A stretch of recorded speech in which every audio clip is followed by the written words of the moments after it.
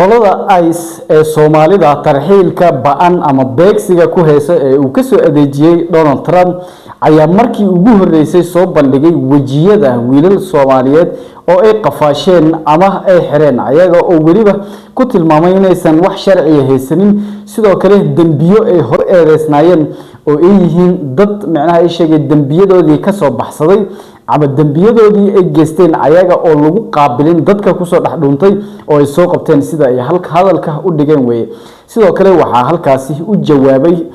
saacada la soo dhaafay Jacob Frey mayorka magaalada Minneapolis oo ku tilmaamay in dadka Soomaalida ah ee la bartilmaameedsanayo ay ka mid yihiin dadka bulshada Minnesota degan iyo waliba gaar ahaan magaalada Minneapolis iyo St. Paul ee labada magaalo ee mataanaha uguna Soomaali badan wadankan Mareykanka ama gobolkan Minnesota gaar ahaan Jacob Frey ayaa markii ugu horeysay luqadii ugu ad kula hadlahayo qolooyinkan Donald Trump uu soo diray ee ICE iyo waliba asaga oo si toos ah ugu jawaabahay Donald Trump maadaama saacado ka hor sida aan ogeyn uu ku tilmaamay inuu doqon yahay maadaama Jacob Frey uu dhahay Soomaalida waa dad naga mid ah waa dad wadankani ka shaqeeyay horumarkiisa sidoo kale magaalada nagala shaqeeyay dhismaheeda iyo wax kasta oo horumar ah sidoo kale injineero ayuu sheegay in Soomaalida leeyihiin siyaasiyiin wada iska cadahay iyo waliba mas'uuliyiin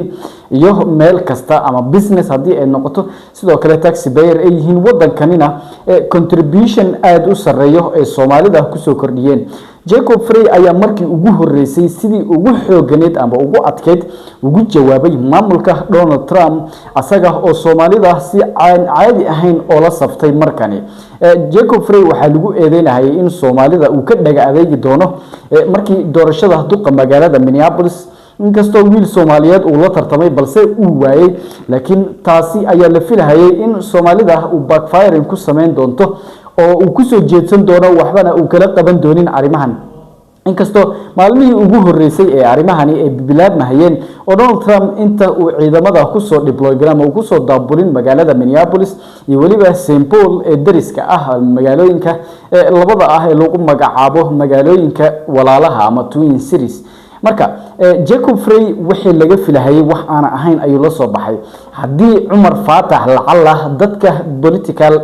analysis ka ah sida annaga oo kale markii aan analyze gareynay waxaan soo xaqiijinay in hadii lacala Umar Faatax uu ku soo bixi lahaa in uu noqdo duqa magaalada Minneapolis ay arinta sidani ka sii fogaan lahayd oo Soomaali ahaan loo beegsan lahaa hadii uu isdifaacana macnaha ayagii buu ka mid yahay wax saameyn ah ma si yeelan lahayn laakiin maadaama Jacob Frey uu yahay nin ajnabi ah ayagii ka mid ah qolooyinkii ajnabiga ahaa inuu Soomaalida soo garab istaago xilligan waliba aad ka loogu baahan yahay ayaa sidoo kale kalsoonida Soomaalida siinayso Jacob Frey in mar kale xitaa ay soo xushaan hadda sidoo kale siyaasiyiinta iyo waliba cid kasta oo Soomaalida taageerisay ama Minnesota ka soo jeeday ayaa isku dayayso in Soomaalida ay la safato ayaga oo macnaha ay sheegay aan la xaqiri karin tirada Soomaalida ee sii kordhayso 100,000 oo dad Soomaaliyeed shacab ah si dhaafayaan dadka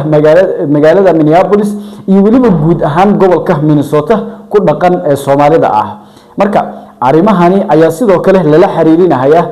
ninkii Donald Trump ahaa maadaama uu dagaal ku wado gobolada blue states ka ah sidoo kale ay soo dhawdahay doorashadii midterm-ka oo Congress-ka lagu soo xulinayay Ilhan Umarna ay musharax tahay wali ay soo taagan tahay sidoo kale heer state ayadana ay soo socdaan doorashooyinkii oo dhan ay soo socdaan 2026 meeshii lagu gaaro November lagu kala bixi doono sidoo kale walwal baahsan ayuu ka qabaa Donald Trump waxani oo dhan uu u sameynayo maadaama la soo bandhigayo December 26 meelaha markii lagu qiyaaso waliba Christmas-kan laga qasi doono oo si nabad ah uu samicnaha ay sheegay ugu naaloon doonin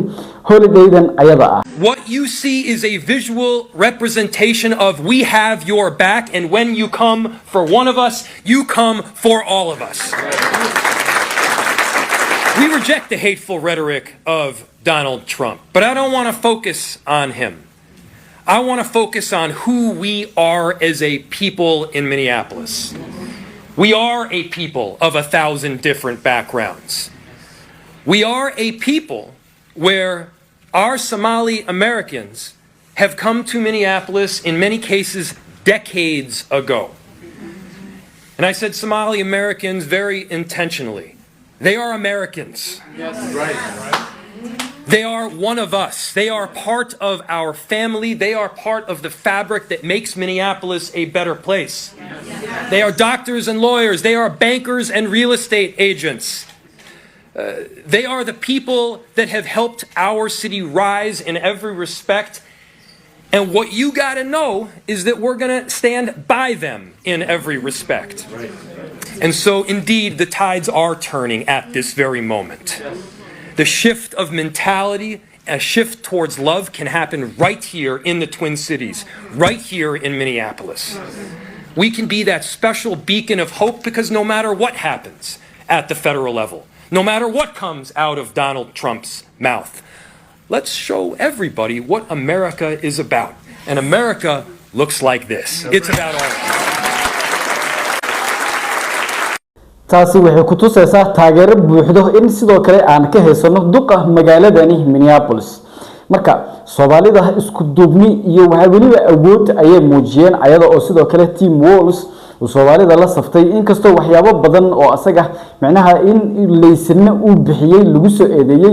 in ay ahaayeen leysina si khalad ah uu ku bixiyay oo heer state waliba ahaayeen oo Soomaali badani ay isticmaasho dadyo fara badan loo soo xirxiray wajiyadooda hadda ay soo bandhigeen qolooyinka ICE enforcement lagu magacaabo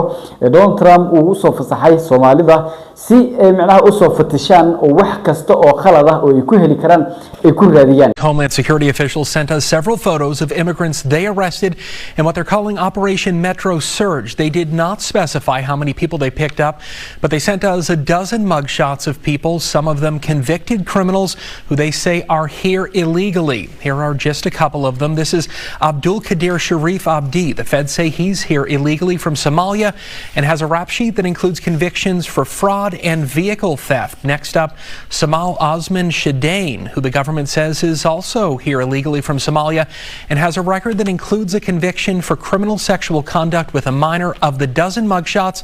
5 are from Somalia, 6 are from Mexico, and another is from El Salvador. And we should point out that there is no indication at this point that anyone arrested this week had anything to do with any previous fraud schemes here in Minnesota. intooda badan waxyaabahan Soomaalida lagu eedeynayo ayaa ka badbadis ah waxa laga yaabaa dacwooyinkan Soomaalida loo haysto ama lagu soo eedeeyay wiilashan hadda sawiradooda ay soo bandhigeen oo aad arkaysaan ayaa laga yaabaa in wax badani oo kamid ah ay been noqdaan maadaama Donald Trump dawladiisa ama administrationkan ay ku shaqaysanayso mala awaal iyo been abuur Soomaalida laga gudbinayo waxyaabo badan oo kamid ah ay been noqdeen oo idinka ba aad la socotaan oo ay kamid yihiin Soomaalida ay yihiin dad aan wadankani waxba ku soo celinin oo wadankani kaliya agaha ka dhaca oo arimahaasi ilaa iyo hadda wax sal iyo raad ah aan lahayn sidoo kale Kristinom ayaa waxay sheegtay Soomaalida boqolkiiba 50 in wadankani ay ku soo galeen fraud ama sharci macnaha ay sheegay aan waxba ka jirin